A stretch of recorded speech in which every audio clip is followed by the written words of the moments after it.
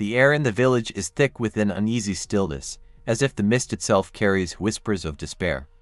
Locals avoid the edges of the forest at dusk, claiming that the wind sometimes carries the sound of mournful cries that are not quite human.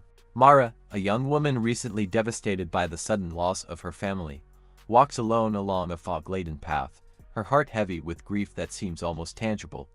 At first, she notices only fleeting shadows, the occasional rustle of leaves, and a chill that makes her skin crawl. But soon, the sensation of being watched grows unbearable. She feels an invisible presence tracing her every step, a cold weight pressing against her very soul. In the distance, she hears faint sobs and whispers, echoes of pain that are not her own yet resonate within her as if the entity can sense the depth of her sorrow. Every step forward becomes a struggle between the instinct to flee and a strange, almost magnetic pull deeper into the darkness. The forest seems alive, the branches twisting into unnatural shapes, shadows flickering like specters along the path, and the fog thickens, carrying with it glimpses of faces twisted in agony.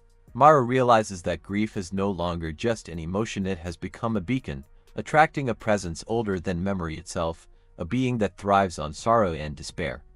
The harvester of sorrows is not merely a legend whispered among villagers.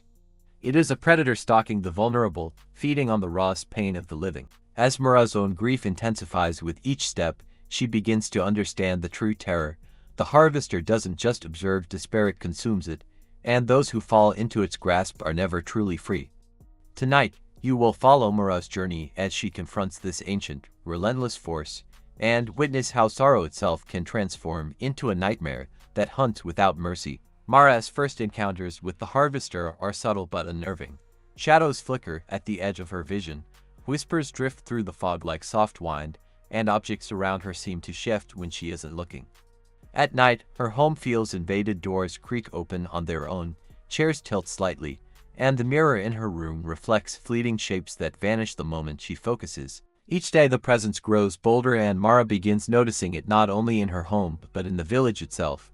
Stray animals act skittish, neighbors glance around nervously, and the air carries a constant faint murmur of grief and suffering. Seeking answers, Mara delves into old village records and diaries, discovering a chilling pattern. Every generation has reported the same phenomenon: people consumed by despair, never seen again, with local legends describing a hooded figure who feeds on sorrow. Armed with this knowledge, she ventures into the forest at night, following the mournful cries that seem to call her name. The deeper she goes, the more the environment resists her. Paths twist unnaturally, trees bend to block her way, and shadows stretch into grotesque shapes, forming faces of anguish that seem almost alive. Mara begins to hallucinate, hearing her lost family calling out, only for their voices to twist into mocking laughter. The harvester itself becomes visible, a tall, hooded figure with an aura of oppressive darkness, its presence intensifying every memory of grief she has ever carried. It doesn't attack physically but manipulates her mind, forcing her to relive tragedies, filling her with a despair so intense that she almost collapses under it. Desperate, Mara discovers an ancient ritual described in the village texts, promising a way to repel the entity, but it demands that she confront her deepest pain head-on, reliving each loss without letting it consume her.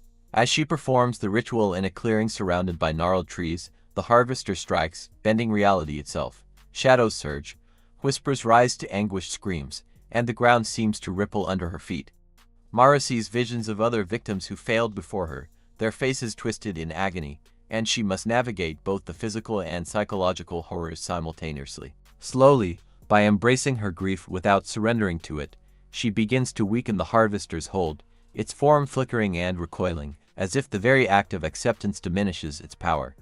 In the climax, Mara confronts the entity directly, standing amidst the swirling shadows and echoes of sorrow, acknowledging every loss, every tear, and refusing to let them define her entirely. The harvester shrieks, an inhuman sound that pierces the night, before dissolving into the mist, leaving silence in its wake.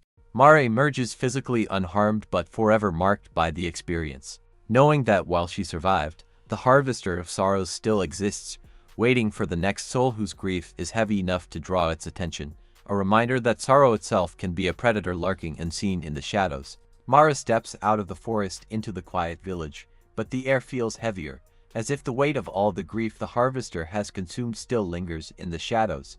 Though the entity has vanished, its presence remains a silent reminder that sorrow can take a life of its own and hunt those who carry it too deeply. Mara carries the memory of the encounter within her, a constant whisper in her mind, a shadow at the edge of her vision, a warning that some pain cannot simply be left behind.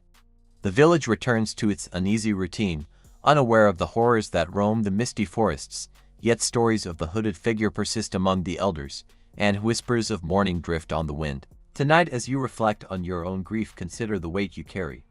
Somewhere in the darkened corners of the world, the harvester of sorrows waits patiently, feeding on despair, reminding us all that some horrors are not monsters that strike once, they are shadows that linger, preying on the sadness we try to hide and the pain we cannot escape.